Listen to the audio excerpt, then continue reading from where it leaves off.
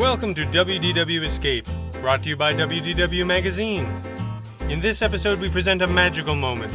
Villains After Hours, How Walt Disney World's Best Kept Secret Just Got Better by Courtney Reynolds, which first appeared in issue 72, September 2019.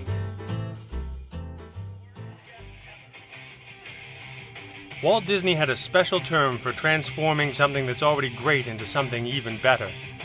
When he was conjuring up the plans for Disneyland, he would often challenge his Imagineers to take their ideas to the next level. Walt always encouraged them to push their creations one step further beyond what anyone would expect. He told them to plus it. This little phrase still motivates the company to this day. Just when we thought Disney After Hours couldn't get any better, Disney decided to plus it. Introducing Villains After Hours, the newest addition to the Disney After Hours lineup. It has all the same awesome perks at the standard Disney After Hours event, plus a little extra. In our May 2019 issue, we gave you the scoop on the standard Disney After Hours event and how it differs at each park. The biggest difference between Villains After Hours and the standard Disney After Hours event is the addition of special entertainment, food, and merchandise. Villains After Hours is a separately ticketed event that allows event guests to enjoy Magic Kingdom for 3 hours after the park is closed to daytime guests. Tickets sold for this event are capped at an extremely low number, so that means you can expect light crowds and short wait times throughout the night.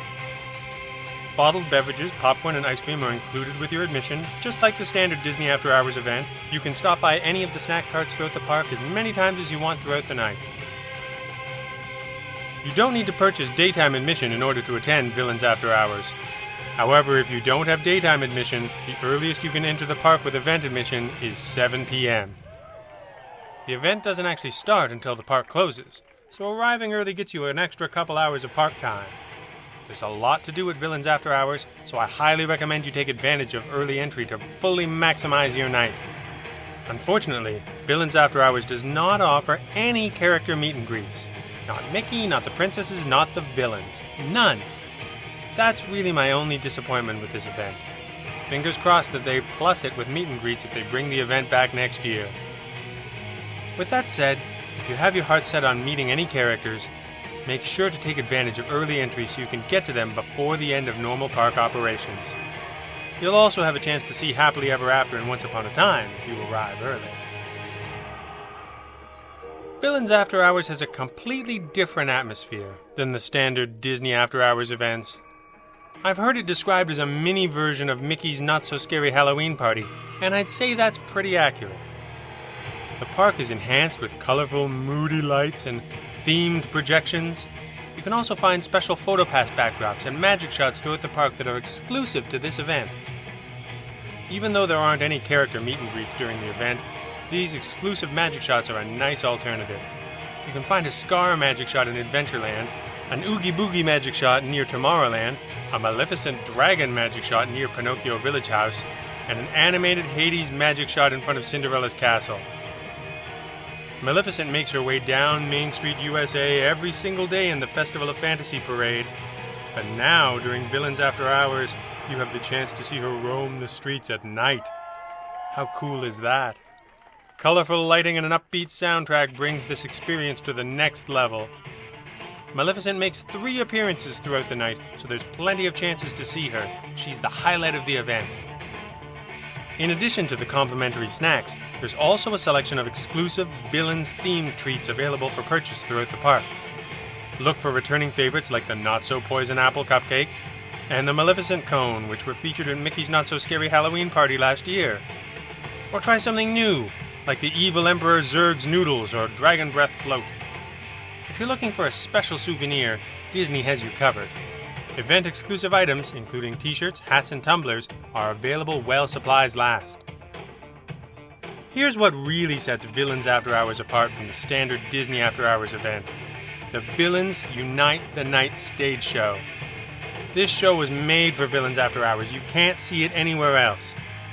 Join Megara and Hades from Hercules as they take over the castle forecourt stage, with appearances by other popular Disney villains including Jafar, the Queen, Dr. Facilier, and Maleficent. This show is high energy with a great soundtrack, incredible projections, and exciting pyrotechnics. The show performs 3 times throughout the night, but with its 20-minute runtime, you'll definitely want to make sure your eye is on the clock so time doesn't slip away from you. If you can manage to stay awake, I suggest waiting until the last show of the night. It is scheduled at the same time as park close, so if you stay for that performance, you actually get an extra half hour at the event. Plus, Maleficent's final stroll begins right after the show ends, so you'll be able to catch her after park close as well.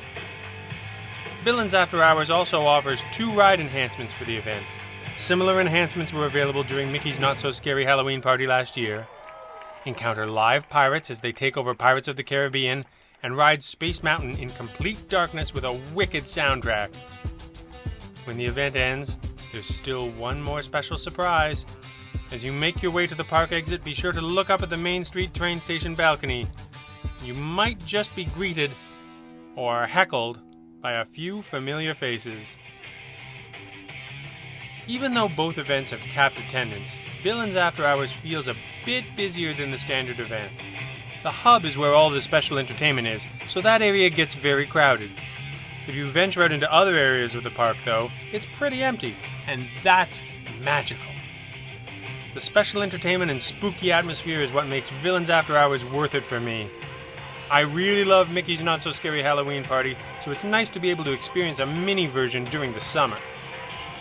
The only downsides are the lack of villainous character greetings, and the special entertainment takes up a good chunk of your 3-hour event night. Just another reason why early entry is a good idea. If your goal is to enjoy an empty Magic Kingdom, ride a bunch of rides, and stuff your face with Mickey's premium ice cream bars, then the standard Disney After Hours event at Magic Kingdom would be perfect for you. If you're looking for a themed event and don't mind sacrificing a little ride time for a stage show, then you should definitely consider Walt's advice to plus it with Villains After Hours. You have been listening to WDW Escape, presented by WDW Magazine. If you enjoyed this magical moment, you're sure to love the all-new content in every issue of WDW Magazine. Still missing Walt Disney World?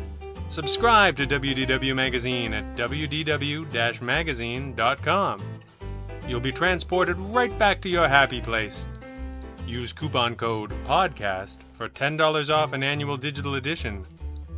From all of us here at WDW Magazine, have a magical day.